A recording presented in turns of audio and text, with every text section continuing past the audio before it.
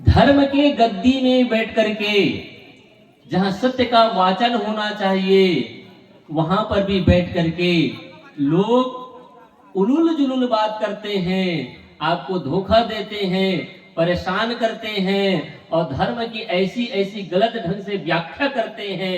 कबीर साहब ऐसे लोगों को फटकारते हैं और कहते हैं कि ऐसे जो धर्म के आड़ में जो धंधा करने वाले लोग हैं, आज के जमाने में बलि के नाम पर बलि प्रथा दी जाती, बलि की जाती है। ये कहने के लिए अच्छा लगता है, लड़ने के लिए लोग लड़ाने लग जाते हैं। कुछ लोग अरे मुसलमान लोग करते हैं वो गलत है, उसके दिन उसको बोलेंगे। अपना नहीं दिखता हम सबको। आप जागरूक बनिए।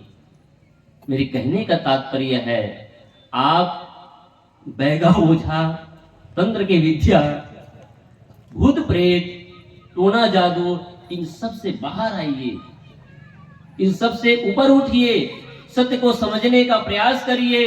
ये ताबीज से कुछ होने वाला नहीं, ये मुंदरी पहनने से कुछ होने वाला नहीं। मैं कह रहा था, आपको कथा सुना करके ये कहते हैं कि भक्ति करने से, सत्संग करने से और हमारे सत्संग में आने से आपको प्रभु मिलेंगे। अरे प्रभु मिले या ना मिले, उसको पैसा तो जरूर मिलता है और कम पैसा नहीं मिलता है। 25 लाख, 30 लाख, 40 लाख, मैं कहता इससे बड़ा बिजनेस क्या होगा जी। इतना पैसा तो बड़े बड़े बिजनेस लोग भी नहीं कमा पाते। 7 दिन में, 8 दिन में जिसको 25-30 लाख रुपए मिल जाए, बताइए ऐसे कौन सी बिजनेस होगा। धर्म से बड़ा बिजनेस कोई दूसरा नहीं हो सकता। और धर्म के लोगों ने बिजनेस बनाया है, व्यापार बनाया है और आप उस व्यापार के चक्कर में पड़े हुए हैं। व्यापार 2 प्रकार के होता है।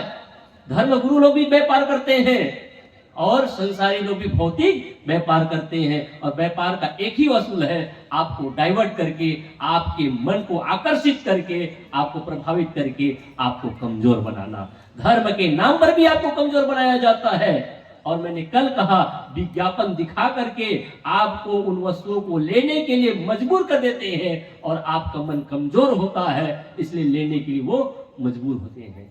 मैंने कल कहा था कि आप वह नहीं खरीदते हैं जो आप चाहते हैं, आप वो नहीं पहनते हैं जो आप चाहते हैं, आप वह नहीं खाते हैं जो आप चाहते हैं। कुछ कंपनियां वाले जो आपको खिलाना चाहते हैं वही आप खाने लगते हैं, जो आपको पहनाना चाहते हैं आप वही पहनने लगते हैं, और आपको जो देना चाहते हैं वही आप लेते हैं। इसलिए आप गुलाम हो गए हैं।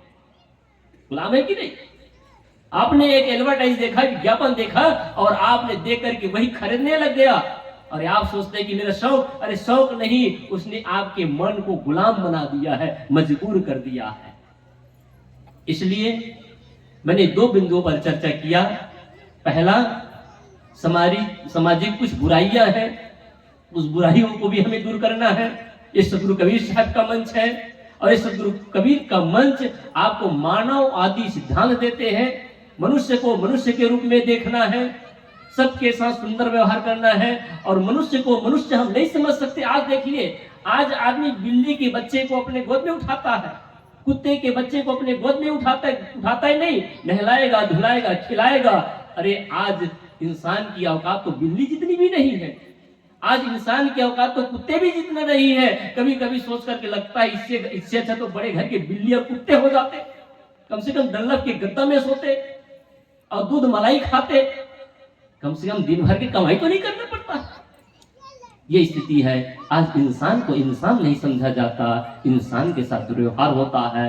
इसलिए हम एक दूसरे की गरिमा को समझे, एक दूसरे को सम्मान देना सीखे और ये तभी होगा जब हमारे अंदर में मानवतावादी विचार आएंगे और सब में हम देखेंगे जो कबीर साहब ने कहा, जिद देखो तित प्राण हमारा। मैं जिसको भी देखता हूं वो मेरे ही प्राण प्रिय है, मेरे से अलग नहीं है। पहला संदेश, सामाजिक बुराइयों से हम ऊपर उठे। दूसरा, धर्म के नाम पर जो पाखंड है, अंधविश्वास है, जितने प्रकार की बुराइयां हैं, आप उससे भी उठे। धर्म का असली परिभाषा आपने साहब के माध्यम से सुना, लेकिन धर्म में जो भ्रांतियां हैं, धर्म में जो उलझन है, धर्म में जो फंसाने वाले लोग हैं, इनके जालसाजी से भी बचिए।